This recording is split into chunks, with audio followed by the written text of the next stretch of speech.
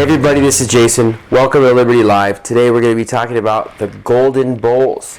What is a golden bowl and why do we need to be discussing it here today? Well, first of all, you ever seen a golden bowl? They're beautiful. But I want to tell you it's what's inside the bowl that counts. Okay. In the gospel here, in the book of Luke, we have an account of Zachariah, which means the Lord remembers, who was husband of Elizabeth, the house of the vow. That's what the name means. Their son was Yochanan the Immerser, John the Baptist. And when Zachariah, let me catch you up here in verse 8 of Luke 1. Now, while he was serving as priest before God when his division was on duty, according to the custom of the priesthood, he was chosen by lot to enter the temple and burn incense. Okay, now we fast forward through the account. He's burning incense at the golden altar in the holy place, and the angel Gabriel appears to him and prophesies to him about the birth of John the Baptist. Okay, so first of all, what he was doing was burning incense, which would have been from one of the golden bowls.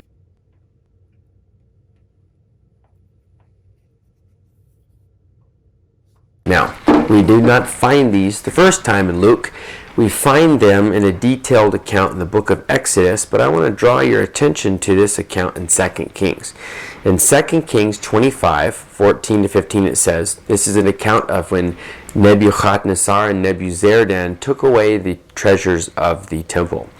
They took away the pots, the shovels, the snuffers, the dishes for incense, and all the vessels of bronze used in the temple service, the fire pans, and the bowls.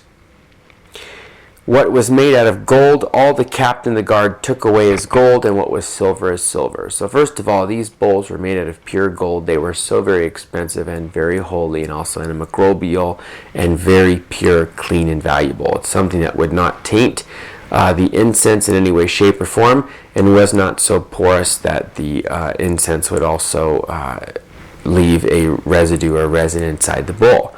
This was a very wonderful thing. Very hygienically sound, very, very beautiful, very durable, lasted for thousands of years. As a matter of fact, we have a detailed account after the book of Daniel that the temple treasures were restored, so these bowls were brought back to Jerusalem. God always redeems that which is his.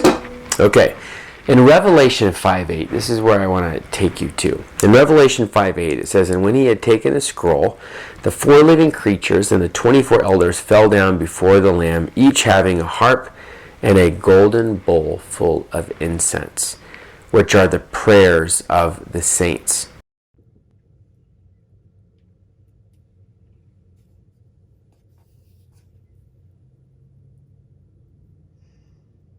Finally, in Revelation 15:7, and the 4 living creatures gave the 7 angels 7 golden bowls full of wrath of the God who lives forever and ever. So here's one thing we need to understand about these bowls. A bowl is a neutral thing. It can hold anything. You can put in there the wrath of God, the incense, which are the prayers of the saints. There's another reference in Revelation earlier on that says that the prayers of the saints were like incense, and this exact description says that incense was the prayers of the saints. And so this golden bowl is a bowl that has been sanctified for a specific purpose or position or place. In this case, it's in the temple of God, in the house of God. In this case, this golden bowl represents an individual who's emptied himself. There's nothing in there besides what God will put in, and he's been fully sanctified. Gold represents a touch of the divine. It is the color of light made manifest, made material.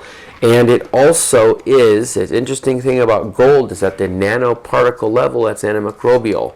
In order to get to the gold level, you have to go through copper on the outside. And if you look at like a tabernacle or temple model, you start in the altar, the copper or brazen altar. You go to the copper or brazen laver. So the altar represents giving yourself to God, prayers, daily sacrifice, daily drawing near by korbanot.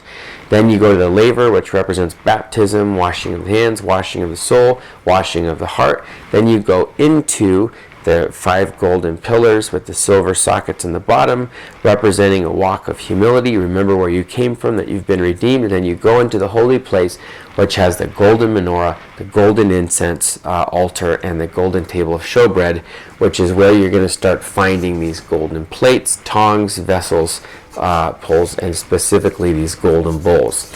Now in Revelation, these golden bowls represent what's inside them, represents the prayers of the saints, something that have most utter worth, most beauty.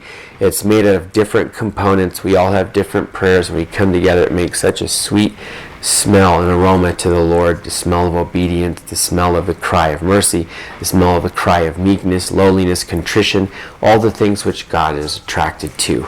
Obviously, the smell of pride and arrogance is detestable, but the smell of a lowly heart is something that, again, God is drawn to and most pleased, the smell of obedience. So this is what comes out of the bowls that the angels and the priests hold.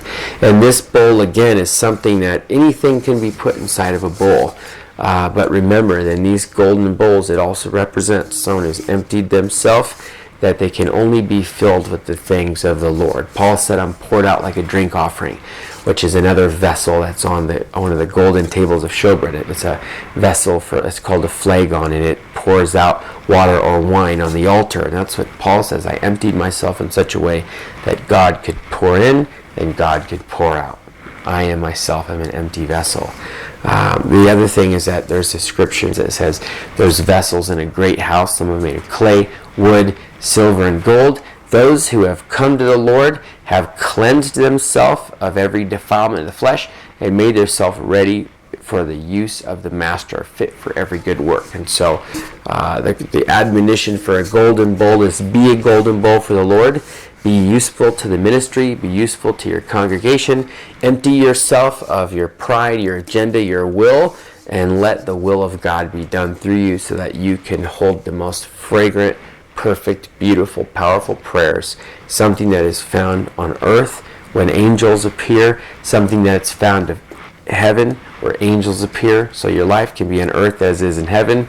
And where you can be found is where God's history, His story, is made.